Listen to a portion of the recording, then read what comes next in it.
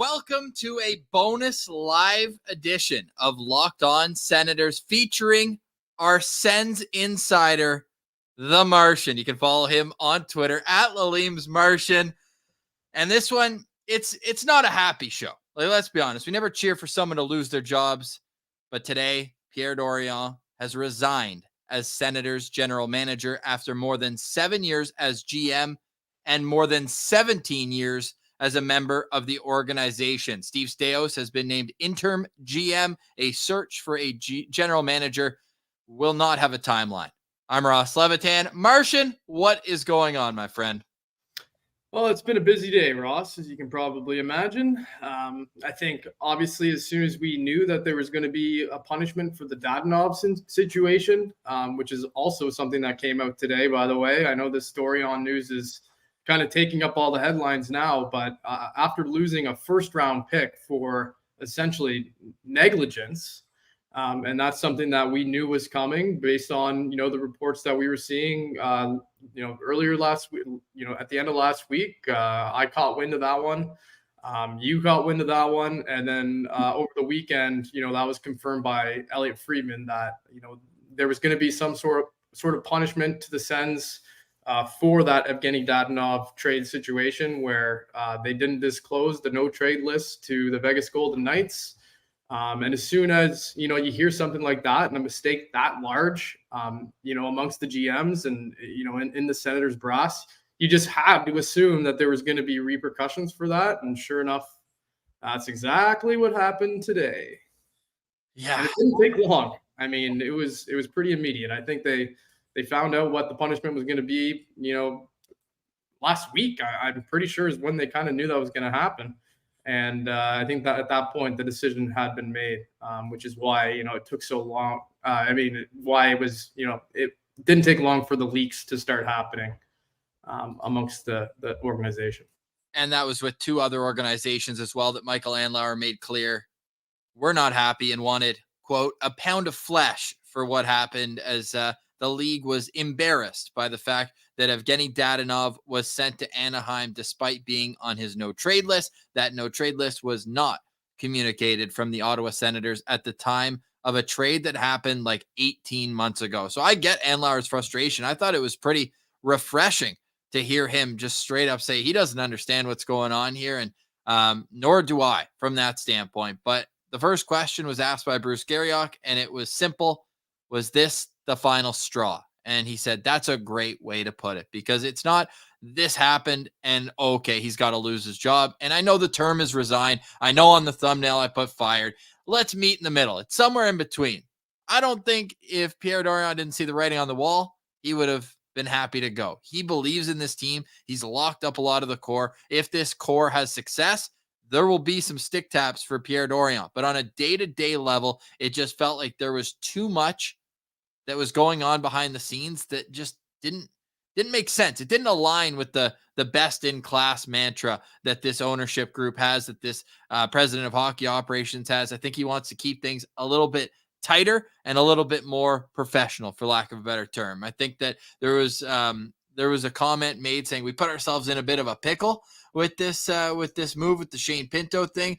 And like, I thought Andlauer nailed it right off the bat. And I want you to pick up with that, saying like, hey, the first 30 days was awesome as the owner of this team. But then in the last 10, I've had 2 phone calls from the league that kind of blindsided and brought him back down to reality. First, Shane Pinto, 41 games. And then the fact that you're losing a first round pick.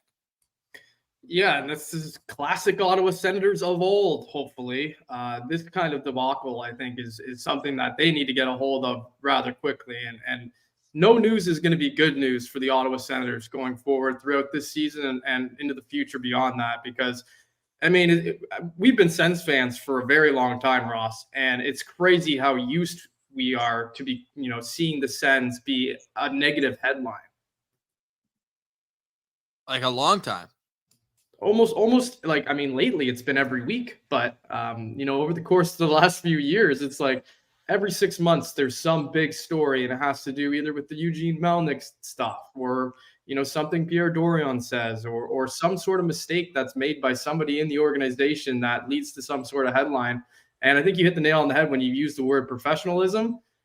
That's something where, other fans can give us a hard time for being a Mickey Mouse organization, because look at the track record. Like, it's true. There's been so many times where we're the laughing stock of the league because somebody in the organization screwed up. It's not pretty. It's not fun to deal with as a fan. We just want to watch this hockey team and watch them win. That's all I want to do. And the Senators got back in the win column. This one, though, was a well thought out, let's put it that way. Like, this wasn't something that came overnight. However, it didn't seem like it was premeditated from the time that Steve Staios came in, because another quote that I found interesting from Michael Andlauer was saying he liked the idea of this two-headed monster, having a GM and a president of hockey operations collaborating and working together. The GM for the day-to-day operations and the president of hockey operations laying the foundation for the long-term stability of the organization. So how long do you think it'll be before Steve Staios hires a general manager? I don't think it will be too long. I think they're obviously going to, you said it, they want that two-headed monster. So they're going to probably begin their hunt right now. I think that's probably got to be one of Steve Staios' top priorities, before the end of the new year. I would guess that if we're going to get a new GM this season, which I expect we will, it'll probably be around Christmas or New Year's kind of area, where they have the time to, evaluate what they have and what they need and the type of person that they want to bring in. And I think we'll have a new GM by then.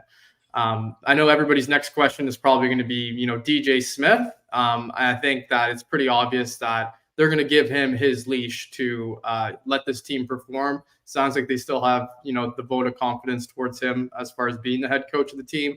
So I would expect, everybody's saying that 20-game mark is kind of that reevaluation, period.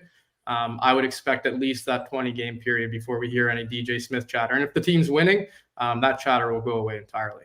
And I think Steve Staios hit the nail on the head when he was asked that question. The players, and I agree with this, and you can say what you want about maybe him not being hard enough on players and keeping them accountable. But from the other way around, like, these players still, like, as a whole, work hard. Like, how many nights, and we remember the Craig Hartsburg team, like back in the day, the Corey Clouston teams, like, there's been bad coaches for this organization in the past.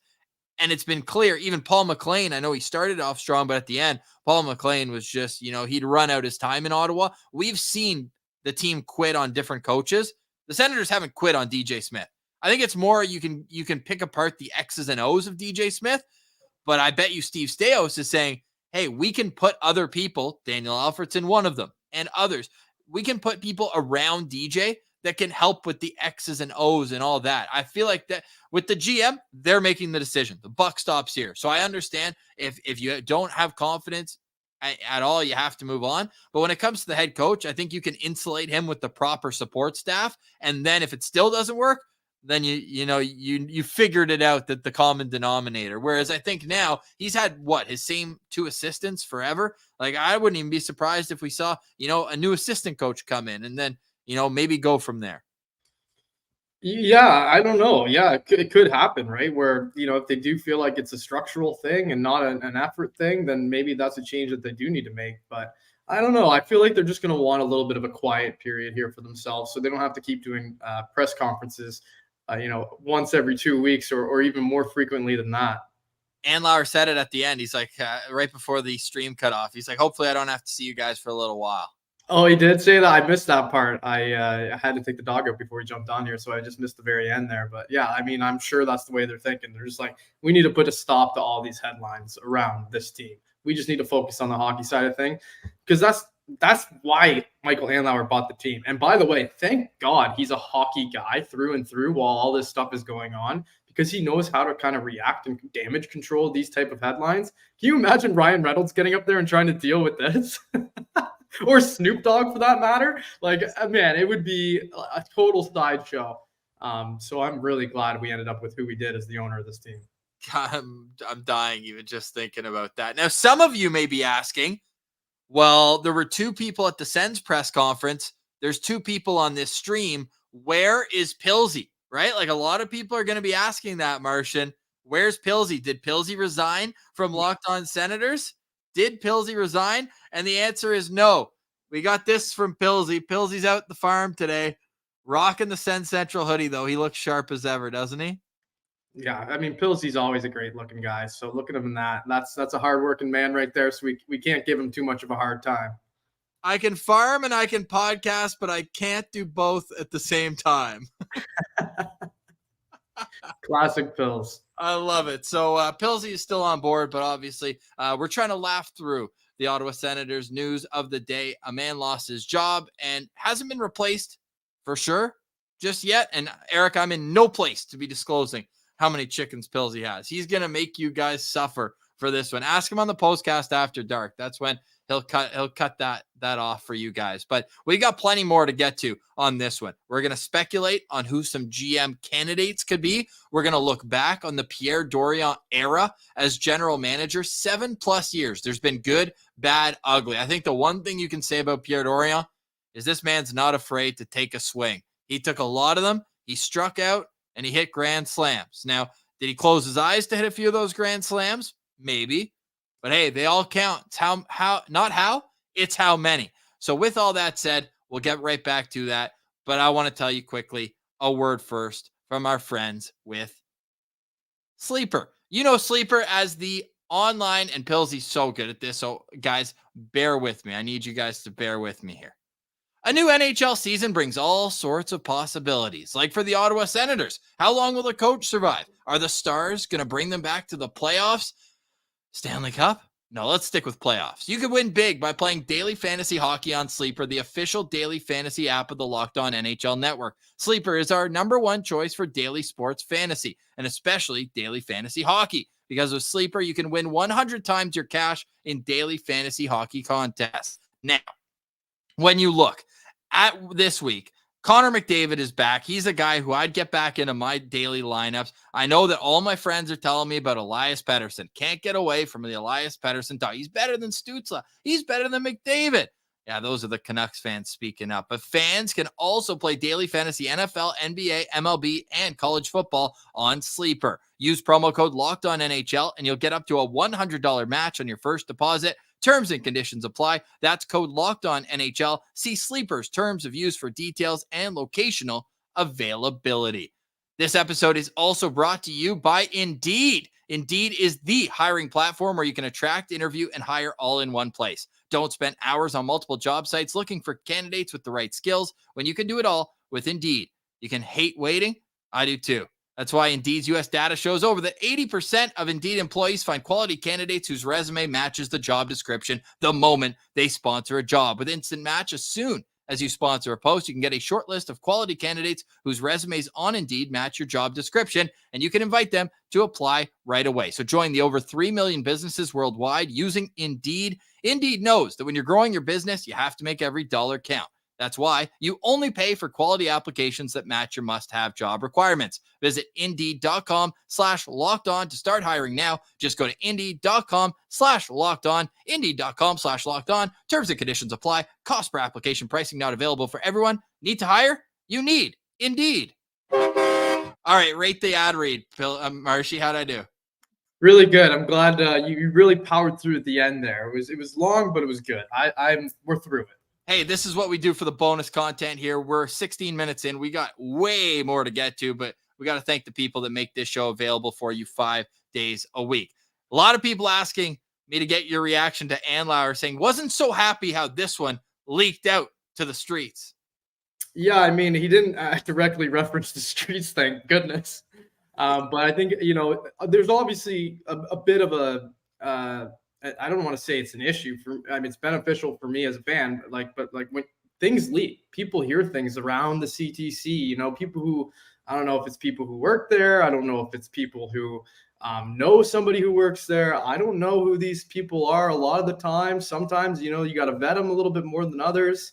But it's pretty clear that the streets really don't miss, and people haven't really fed me bad info yet. I'm not making this stuff up. I'm getting it from people who are connected enough that I trust to put it on my account.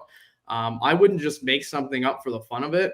It's obvious that, there's people out there who are, friends of the streets, and I am merely a conduit. If they want to get that news out there, I'm the man. So I'll get that out for anyone. But at the same time, you got to be careful with what you're putting out there, because You don't want to be wrong. But for now, we're doing okay. You especially don't want to be wrong when you're talking about another man's job. And we know that all too well. People who are longtime listeners of LOSP, right, might remember the Making Sense of the Sens days when yours truly had the Guy Boucher firing first, simply because we saw him being escorted out of the arena. So we said, don't be surprised if Guy Boucher is fired today. And now 6 years later, we passed the buck to Martian. And I like the craziest part is that even all the way back then, and it feels wild bringing up something from over 6 years ago, like Pierre Dorion was the general manager for that day. Like it has been a long time since he's been in the organization. Martian, it's a lot to ask you to summarize, right? It's been a pandemic. It's been 545 regular season games. It's been one memorable playoff run. How will you look back on the Pierre Dorion tenure in Ottawa? It's a really tough question, Ross, because I think, as a person, I feel like Pierre Dorion was probably one of the better guys in the NHL you could ever ask to have a beer with. I feel like he's got kind of maybe a little bit of like loose lips. He'll tell you a good story or two. He's a regular great guy from Ottawa who happened to be a GM of a hockey team, and the local team too, hey? Local guy. I think for him, it was his dream job. So I think there's definitely a lot of trades you can look at and say, oh, that one didn't really turn out in his favor. But on the flip side, I think just as many of those trades, if not more, actually panned out for the better for him and for the team. I would have never thought that the Evgeny Dadonov one was the one that was going to make him, at the end of it, lose his job. I think some people were trying to dunk on me today. Like I think after that trade, my comment was Dorion kind of nice with that after that trade. But obviously 2 years hindsight is a hell of a drug.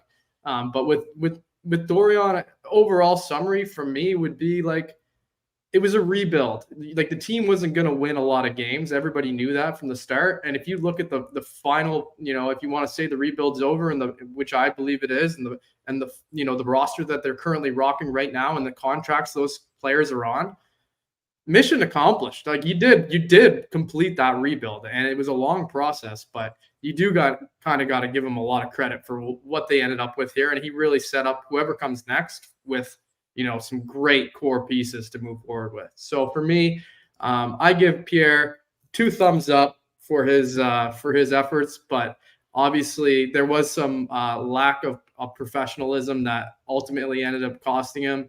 I think, sometimes he was a little bit too candid in the media. That's something that always kind of rubbed me the wrong way, because you don't see a lot of GMs making jokes at the podium and even laughing at their own jokes or trying to be funny.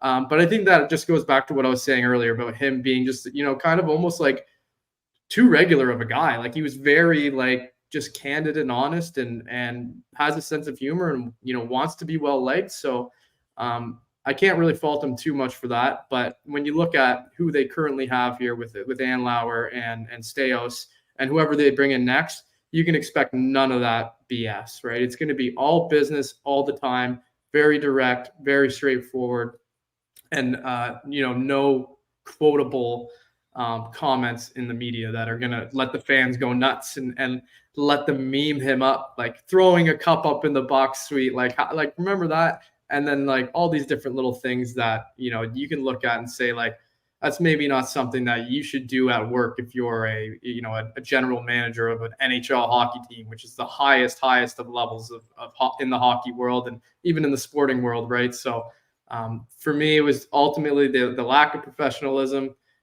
is what cost him. But I think on paper for the hockey moves, he did well. If you don't look at all the bad ones. Well, the penalty that they just ended up taking, a first-round pick, is no joke, right? There are a lot of bad ones, but there were a lot of good ones. This one here was just straight up, the word they're using is negligence, and being negligent isn't doing something by accident. It's purposefully, leaving something out to almost mislead someone, where it was pretty obvious that Vegas asked them for if there was a no-trade list, and the answer was no. And obviously that's not the facts. The fact is there was a no trade list, and obviously Ottawa knew about it. So for them to withhold that information, of course, that's going to be a fireable offense. And to be honest, that's the kind of thing that deserves to be punished pretty strong-handedly. So, and I don't think I'm breaking any news by saying that let's just say he might not have been the most respected among players as a GM, and I can only imagine that maybe some agents as well, where it's just kind of like, yeah, I mean, he has this easygoingness about him. He's been on our show 3 times, and I would love to have him back on. If he wants to come on and say his side of the story, by all means. So if anyone in the chat is in Orleans or can get to Navin Arena in the next week and can get us Pierre Dorion, we're happy to have a conversation with him, hear his side of the story. But just from kind of the outsider's perspective, just feels like maybe sometimes it didn't come off as though, like, I think that he has a ton of passion and he wanted what's best for the Senators, but I feel like sometimes it kind of came off that it was almost careless. It, like, it wasn't like he was taking it maybe as seriously as it was. It was kind of like, maybe it was just kind of came off happy-go-lucky, but I could see it rubbing people the wrong way, especially in the organization where behind the scenes, like, how many people do we have to go through that had jobs under him that left on precarious circumstances? I think that the list is much too long. Yeah, and I think that list to the very top of it, you would look at Trent and probably Troy Mann as well, right? Where we still don't really know what happened there, because those were guys we thought as fans were well respected within the organization. So who knows what happened there? But then even just going back to this Evgeny Dadonov thing and how he's looked at among other GMs. It's like, who's going to want to deal with a guy who's now got it on his record that he's been negligent with information when it comes to the contract that he's handing out or trading? That's something that another GM obviously would look at and be like, well, why would I make a trade with this guy? He just screwed me over the same way he screwed over Vegas. And clearly George McPhee and the Vegas Golden Knights, and apparently even people on the Anaheim side were, pretty much pissed off that happened, and they didn't want to be looked at as the ones to blame for that. So they made sure that the Ottawa Senators and Pierre Dorion ended up taking the term that's being used a lot is a pound of flesh. So they got their pound of flesh. Let's just say that. We remember the Sens lore of the 112-page document that Pierre Dorion brought to Barbados, brought to Eugene Melnyk at the start of the rebuild, and says, this is our 112-page plan to be a Stanley Cup champion. How far do you think they got into that plan? Not as far as the 73-page document that they've been talking about with the Evgeny Dadonov situation. Apparently, they put together quite the case against the Sens. 73 pages. Like, I feel like for all the information that we know about this, you could detail it like in terms, you could take a sides of like what I had for breakfast, how many hours I slept that night, if it was a 2-day meeting or whatever the heck happened, and still have it on maybe 3 pages, 4 pages. There's got to be a lot of photos that are taking up full pages. Give me the Coles notes, please. I ain't reading all that. That's what I said. But yeah, I think with the unparalleled success document, I think we can probably burn that one. They got, who knows how far they got into it, but we've got a new book now, and it's the best in class. The best in class book. So the guide to becoming best in class. There's the title. Yeah, and I love that now. Like right now, we can actually say, okay, up top, we are gonna have the people who are gonna be best in class. No more of this sideshow action, no more of this drama off the ice. It's not about that anymore. It's all about the team and what's gonna happen on the ice and how that's gonna go. I really hope we never have another story headline like this around our team. It is getting too much. So we're past it. We're through it. This is what needed to happen. And we'll see how things go moving forward here. But I think this is as bad of news as it is to lose a first round pick. This is good news in the fact that it's changing the page and it's a new era now with this team, and we can officially say that because the man who's essentially been at the helm for the darkest years is gone.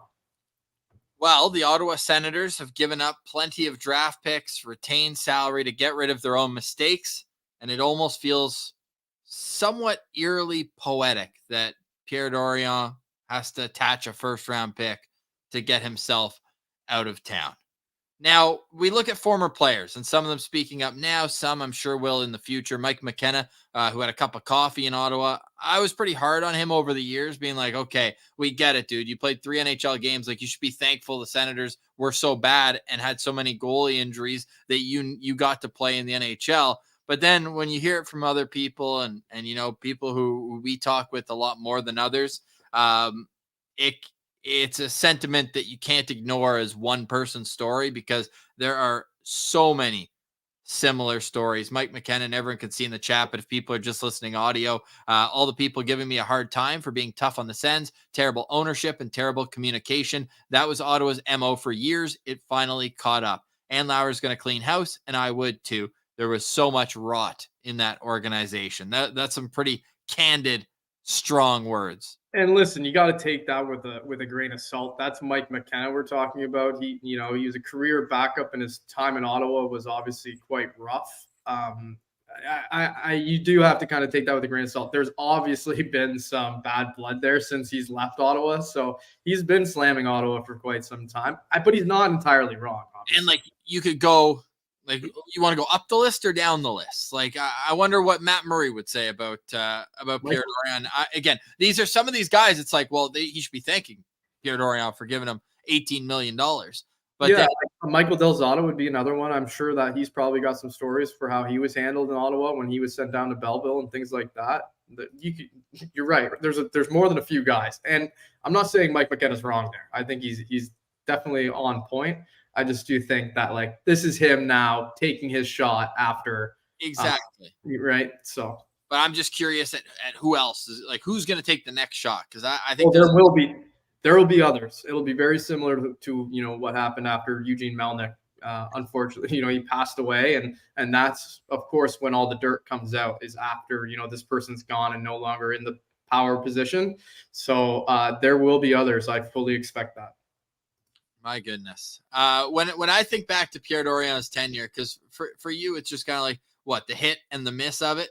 And then the fact that, he did rebuild this thing and did sign long-term. For me, it's like, it's kind of tripping over himself on the way, right? Like, he'd make a good trade and then turn it into a bad trade. Like, I thought acquiring Matt Murray, they needed a goalie, good trade. They only gave up a second and a pick.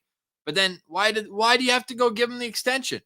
Alex Burrows, which I heard he wouldn't come if they didn't give him an extension, but that was all the way back when they were still competing. It's like they traded for him, immediately extended him, and then ultimately bought him out of that contract. And there's so many examples. They get 2 second-round picks for Anthony Duclair. You're like, or with Anthony Duclair, sorry, for Ryan Dzingel, right? You're like, well, that's awesome. Well, what did they do with it? They attached 1 second-round pick to get rid of, I forget, they trade 1 second-round pick to the Coyotes to get Derek Stepan, and then you let Duclair go for nothing. So it's like, even the good trades kind of crumbled apart when you look at how everything was managed. Yeah, the trade trees are really wild, I think, when you look at the Dorion history. Like, I mean, one that a lot of people could say that he kind of lucked into was the Erik Karlsson trade. That one turned out probably as good as any trade. When we did our top trades in Senators history, that was in the top 3, if I'm not mistaken. Trading Erik Karlsson was no easy task, and it ended up, turning out pretty good a few years later with Tim Stützle and Josh Norris being those 2 main pieces out of that one. And then you look at the Mark Stone one, though, and it's the same kind of situation where they kind of needed to get rid of him. And that one was a complete flop. You get Eric Brandstrom and a second-round pick for him there. So, there's a very broad spectrum of quality when it comes to Pierre Dorion's trades.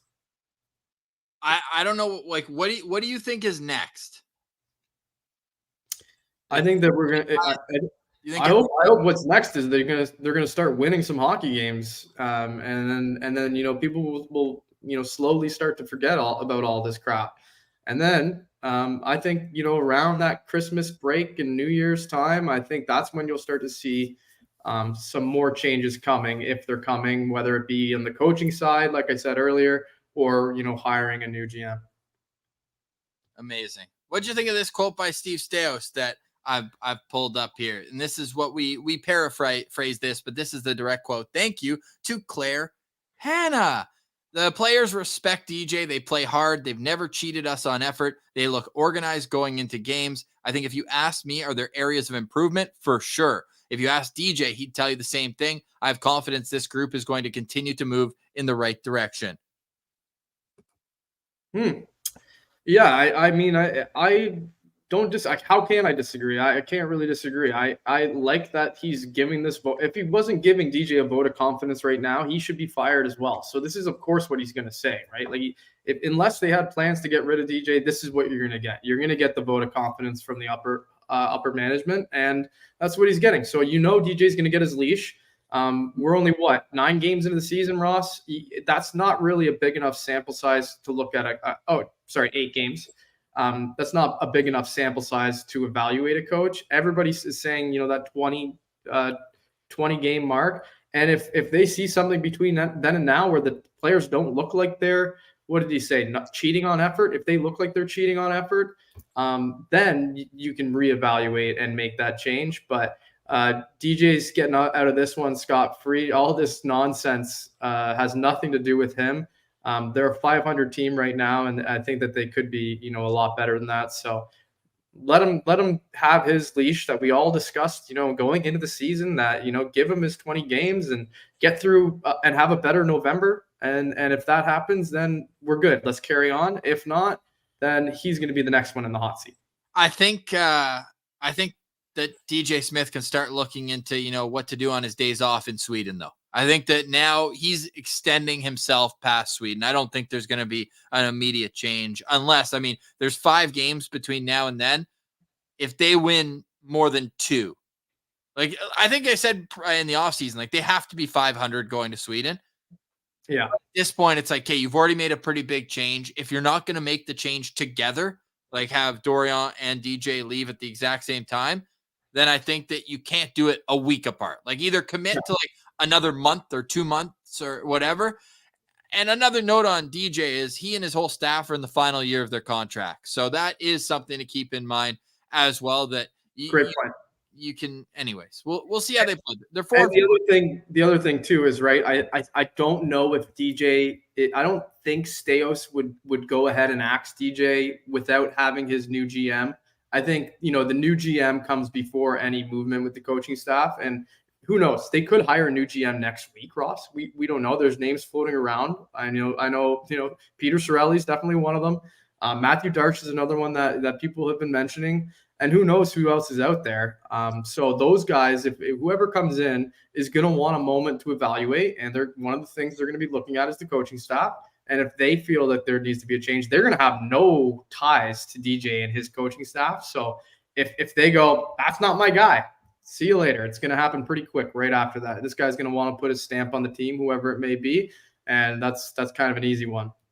And we know Steve Staios has a connection with Peter Chiarelli from their time in Edmonton together. And Peter Chiarelli has very strong ties to Ottawa. Not only the fact that he's from here, that he's currently living here, but also the fact that he was the Senators' assistant general manager before getting his first big-time job with the Boston Bruins. And you know what? A lot of people are getting upset about the prospective of Peter Chiarelli because of, awful trades that he's done in the past, right? Didn't capitalize on the Tyler Seguin situation in Boston, really lost the Taylor Hall trade, which now 5 years later, I'm just kidding. Taylor Hall won MVP like 2 years later. So there's absolutely no way that you come back from that, trading him for Adam Larson. But what I'll say is I'm mad at Peter Chiarelli for something else. This guy took Zdeno Chara with him when he left Ottawa to Boston. I still haven't forgiven him for that. But I honestly think that a lot of the decisions that are going to be made are going to be coming from Steve Staios. Like the way the Senators are going to mold into a team is going to be the Steve Staios vision for how a hockey team should look. I think that you need to bring in someone, at least, and I want to get yours too, Martian, my quality candidates for this job, shout out Indeed. They have to be good communicators. They have to have a laundry list of contacts within the league, and they have to be someone who in I guess this is to go with good communicating, but they have to be able to stand in front of a microphone and explain things the way that Andlauer and Staios would want. But I don't think we need the most creative guy. I think that a lot of the creativity is going to come as a group or even up top. Maybe I'm off base with that, but yeah, I think I love everything on your list. I think the only two things I would add is somebody who demands respect because of a track record of their own, whether it be as somebody who has done it for a long time before, or somebody who played the game and played it well at a certain level. Definitely a former NHLer, I think, would fit that bill. And then maybe a Hall of Famer, stop it. And then the other thing is structure, is being able to, act like they say nowadays, a lot of NHL teams have very similar structures, but somebody who can really hold guys accountable for, not holding to the defensive structure specifically on the team. The one thing that can be said for Peter Chiarelli as well is his background is on the contract side, on the legal side. His first job with the Ottawa Senators was in 1999, and he was the director of legal relations. So I don't think that Dadonov mistake happens with Peter Chiarelli at the helm. No, I think that one wouldn't have slipped by him. I think he would have known that saying no when asked if there's a trade clause, and there is, was a big no-no. Yeah. Sean mentioning please not Alfie, and I think Alfie I was convinced. No, I don't think it was going to be that. I was actually, I don't know why I was thinking coach when you asked that question. I think that's why I think Alfie might be the next head coach of the team. Like if we're gonna get, we're no, that's not what I was saying either. I was actually leaning Patrick Waugh, but I think the thing with Alfie is you can't put him in a position where he could be fired, really. No, but what would be kind of cool, and let's say, okay, I'm about to get real dark for a second. Live stream after dark. No, but in all seriousness, I think, correct me if I'm wrong, and someone in the chat let me know as well. Who was it? Was it someone maybe in Buffalo? Anyways, doesn't matter. But if this season goes off the rails, which would be awful, horrible. I'm not ready to say that. I even close to say that yet. But where Alfie would be named the interim head coach, because if that's what he wants to do, and kind of spend the rest of the year kind of learning and weaving out, say like, oh, let's. Yeah, I mean, I don't hate it. I would hate for them to go off the rails, and if that happened, then that would really make a long season for guys like us who cover the game afterwards every time. But I kind of think that's a fun idea. Yeah, I mean, it would be great to see more of Alfie. Just anytime he's on the screen or on the on the ice or anything like that, everybody loves seeing that, and obviously everybody knows why. But he does need to have kind of a bigger role. I do think that will come, but at the same time, he's back with the organization, and that's a win as it is. Patrick Waugh, you think it could just be his head coach, or is there a chance you think that maybe he would dip his toe, because he has been the general manager in the queue for that long as well? And if you do recall, the reason he left Colorado was because he wanted more say in his personnel and who he has up and who he's able to bring in and who he's able to ship out. And, it's something that works, I think, a little bit better in the NFL for whatever reason. I know there's a lot more players to manage in the NFL than there are in the NHL. But giving a guy like that control would who knows? Like, I mean, that, you want to talk about having respect and authority. It's like he can look at a guy and be like, I'm going to ship your ass out of here if you don't do what I say. So you better do it. And I think, I don't think that that's what we'll see. I think you'll have a well-respected GM and if he ever did get brought in as the head coach, then I think his name and everything I said before kind of does enough to make the players be accountable to it. Wait. Okay. Today hasn't been all bad for Michael Andlauer, according to Sportico. 9 minutes? Okay. No, this has to be like on the total value. Sportico is reporting that Michael Andlauer sold his 10% shares of the Habs at a $2.5 billion value. So that has to mean he sold it for $250 million. Yeah, because he had 10%. Yeah, right. So they're saying the valuation of the Habs was 2.5. Yeah. That's what that means. Right. That's still a lot of money. Yeah, I mean, that's a quarter of what he purchased the Sens for back right away. So, wow. Woo. Well, what else? How else do you want to attack this? And maybe we'll take some questions in the comments as well. But I think that when you look at what's next? Like, it feels like it's a trickle down, right? The biggest change happens at the very top. Then it happens on the business side at the very top with Cyril Leader coming in. Then it happens at the very top of the hockey operations department with Steve Staios coming in. Then you start putting other pieces in place, like Matt Nickel, like Daniel Alfredson on the coaching side. So it feels like everything is moving downwards. And if you're not with us, you're against us. And there's guys getting pushed out like that. So it's an interesting, but makes sense when you look at it from a strategic standpoint. Yeah, I mean, we knew that they weren't going to make all these changes all at once when they first got here. I don't think that, like they said in the press conference, I don't think the plan was to get rid of Pierre at this very moment. Like, they're like, oh, November 1st, he's done. That's when we're firing him. I don't think that's what happened at all. I think they just kind of realized, they're like, holy crap, look at the mistakes this guy's made. Look at the lack of communication in this organization. Look at all these different things that are not in place, that haven't been in place for this long, and haven't seemed to be a concern to this organization. They're really taking a look at everything that they have here, and they're making the changes that they need to make, because they can't just continue doing things the way that they've been doing them. And part of the way that they've been doing them is because of the same people who have been around this entire time, which again would bring you back to probably looking at DJ Smith as the next guy in that hot seat. But I still don't think that happens in the very near future.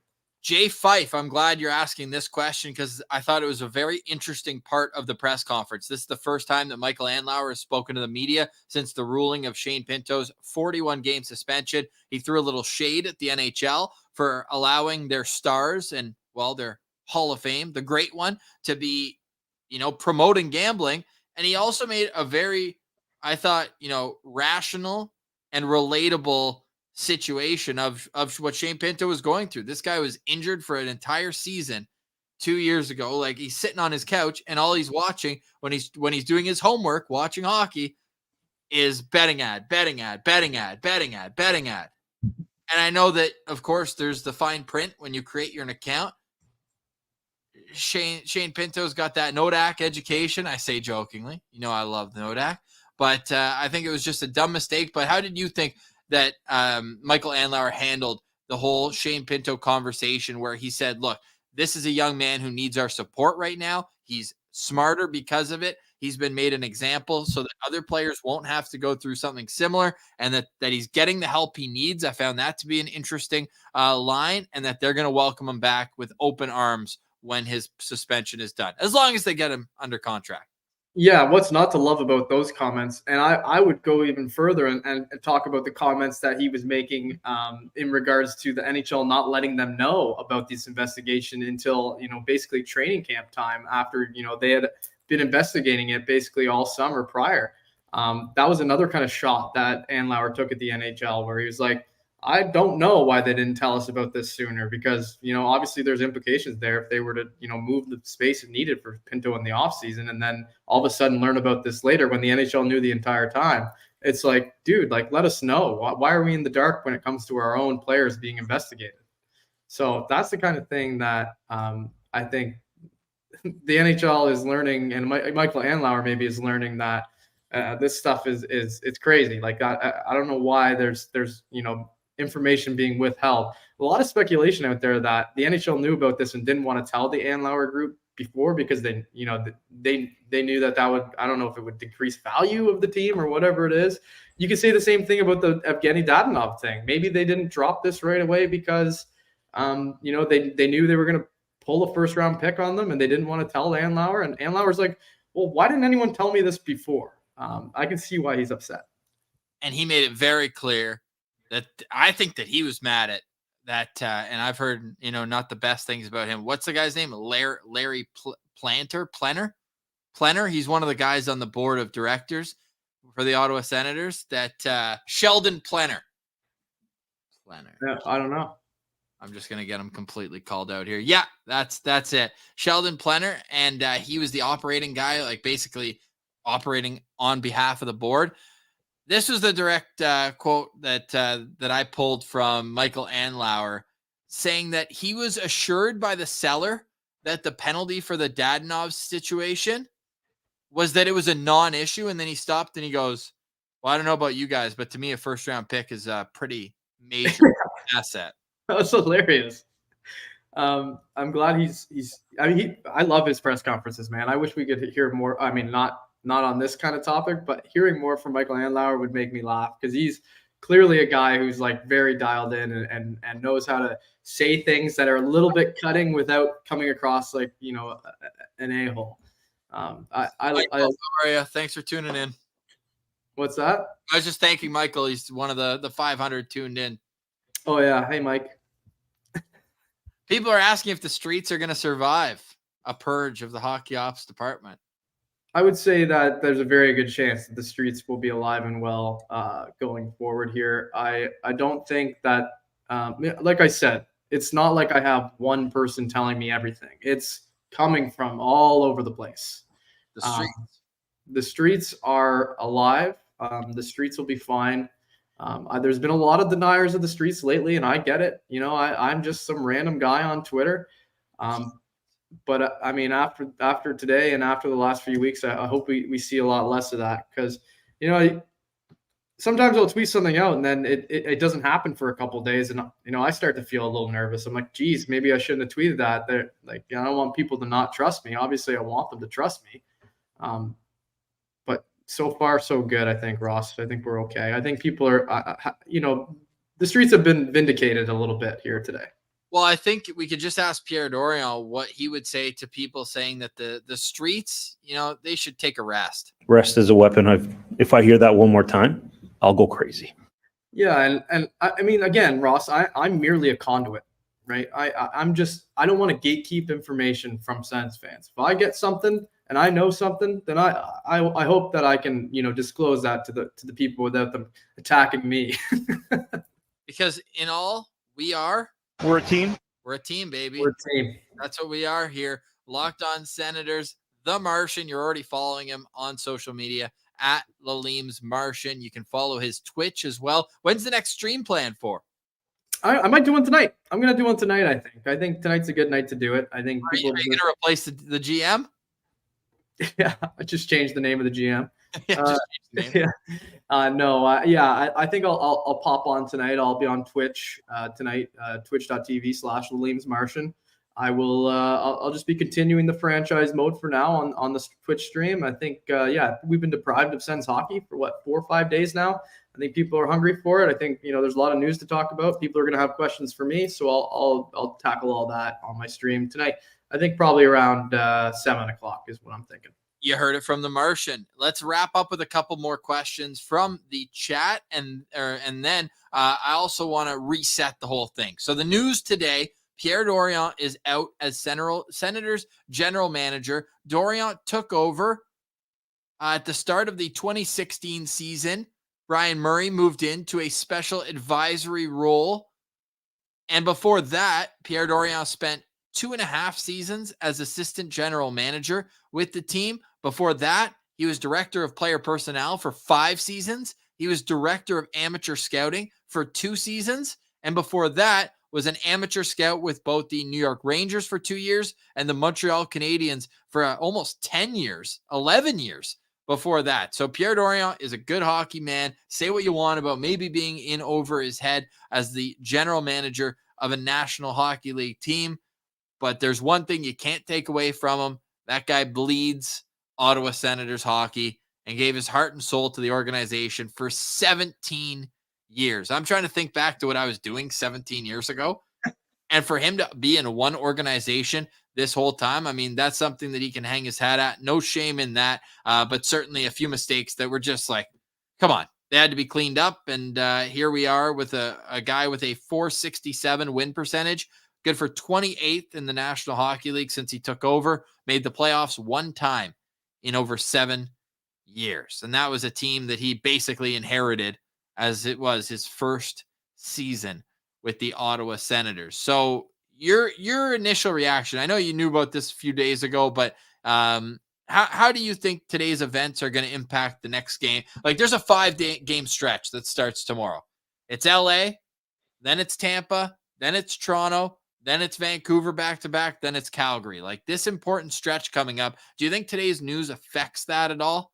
Or is it just business as usual? For me, it's business as usual. As the players, who knows? The players may have known about this for a little while too. I obviously don't think it was, all these different pieces of news were finalized today. Like I said with the Dadonov thing, they probably knew that was going to happen. I think, when you hear that, you got to assume that Pierre Dorion's going to lose his job too, or that there's going to be some sort of changes up top. I don't think they give a crap. I think they're focused on one thing and one thing only, and that's winning hockey games. And I hope that's the way they're taking this. I don't think any of them are boo-hooing because Pierre Dorion drafted them, and that's the GM that drafted them. I hate to see him lose his job, but they should only have one focus, and that's winning hockey games. My final question for you, Martian, and tell me if it's too soon. But what's your Pierre Dorion quote that's gonna stay with you for the longest? Because we just played 2 of them. There's a lot of them. We did a whole Ring of Honor on best soundbites. And out of that Ring of Honor, out of the 12 that were chosen, I want to say 3 were Pierre Dorion quotes. Yeah. There's 2 that stick out in my mind, and neither of them are good. But proudest day as a GM was the day that he traded Mark Stone. I think that was a really terrible quote. He almost fist fought Ian Mendez on radio. This could be my proudest day as a general manager. That is not a good quote after trading a star player and probably future captain, and cup champ now. And then the other one is that always cracks me up just because it's just hilarious because he was dumbfounded. Was the "We're a team" quote when before the season even started? I think it was 2018 or 2019, and Elliot Friedman or Dave Amber had asked Pierre Dorion, what are you most excited about this season? And he said, well, we're a team. Yeah. So what an answer that was too. So those would be my top 2. Yeah, those are both good. We got Hot Lunch mentioning the cup throw after the OT loss against the Leafs during the pandemic. That's a Gatineau Greg staple now. I don't think we'll see that one go anywhere. I'm sure he's working on something right now. Maybe it's Pierre throwing himself out of the building. I don't know how he'd work that one, but pretty good. Brent Wallace was saying on his show as well, and this is from Seaburn in the comments. Apparently, Dorion went up to the group of media in 2018-19 when the team was basically at their worst, and they were having a good practice. And the quote he told all the reporters, he goes, "Find a 29th place team that has more fun than us." That's a great one too. Yeah.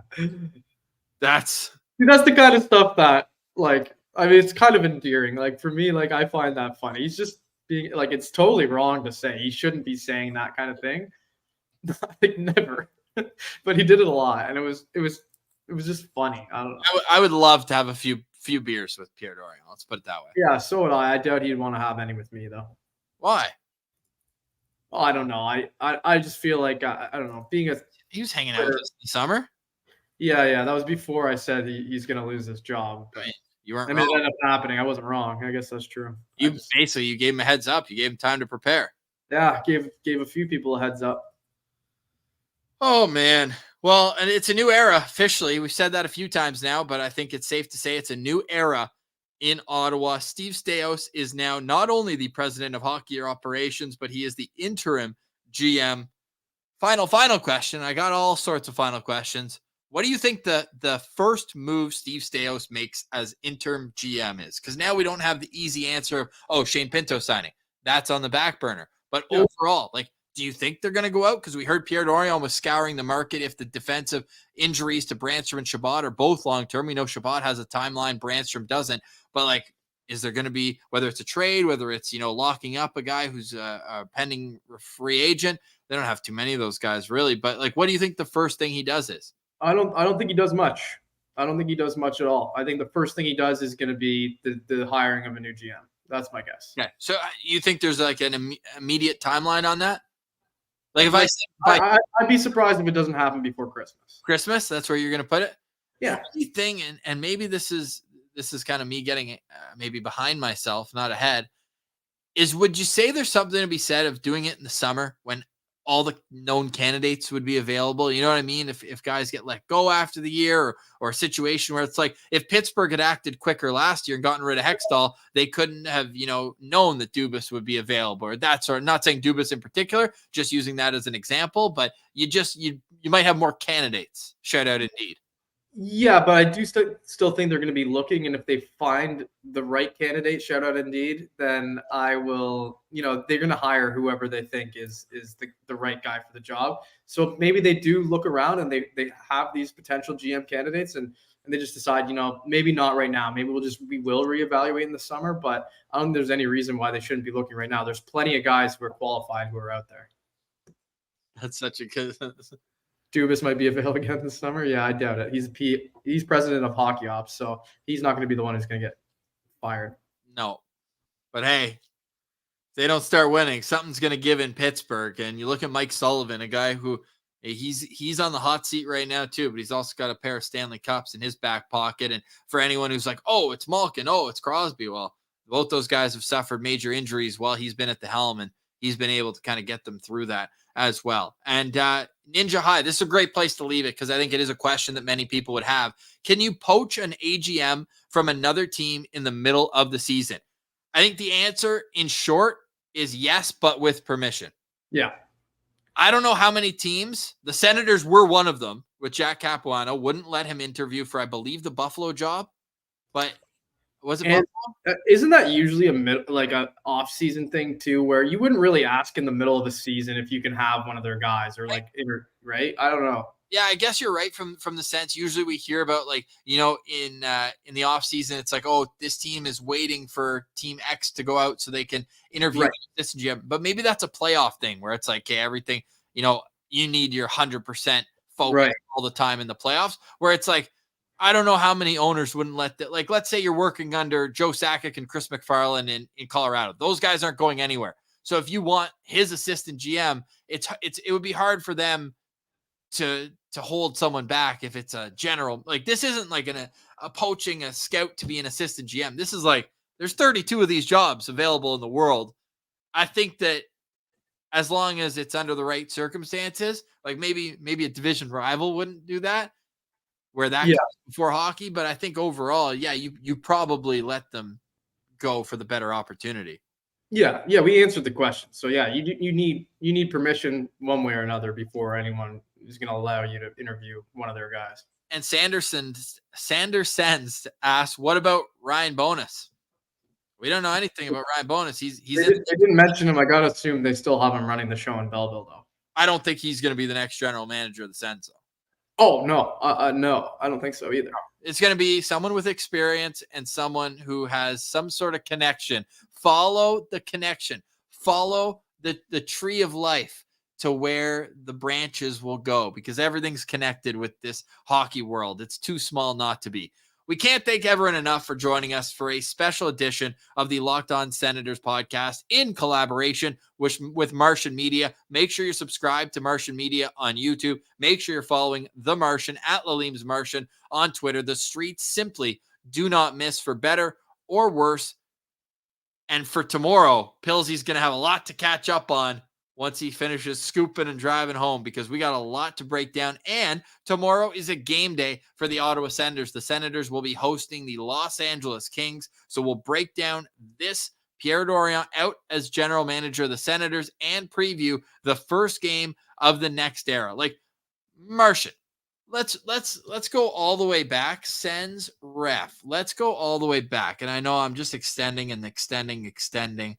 And I just need to see the last game since Pierre Dorion was general manager of this team. The Senators got a 6-1 win over the Boston Bruins, April 9th, 2016. Like, the last time the Senators had a general manager not named Pierre Dorion, Matt Pumple scored in the game. That's funny. Assisted by Phil Veroni and Buddy Robinson. That's how we got to go back. The roster turnover over that period of this last 5 years is actually crazy. If you look at that 2017 team, pretty solid, decent team, Eastern Conference Finals, Game 7, triple overtime or double overtime. And then not a single guy from that team was on the roster 3 years later. Not a single guy. And Ryan Dzingel, he came back. Right, he came back and he was super happy about it. Oh my goodness. That's a must-watch interview with Coming in Hot. He was taking no prisoners, and we had someone in the comments ask. So let's finish off by looking at this here. This is what Pierre Dorion was inherited as Senators GM. This is his team, and we're doing our boy Meth dirty here, half cutting him off there at the bottom, but looking like his finger after Sid was done with him. But But this is the team he inherited, and it's very, very much different today. Very. Yeah. I mean, look at the ages of these guys.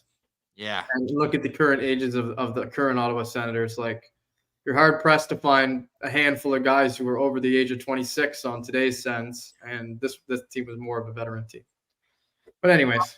We'll leave it at that for today. For The Martian, I'm Ross Levitan. This has been a bonus, immediate reaction edition of the Locked On Senators podcast, where we've got your team every day.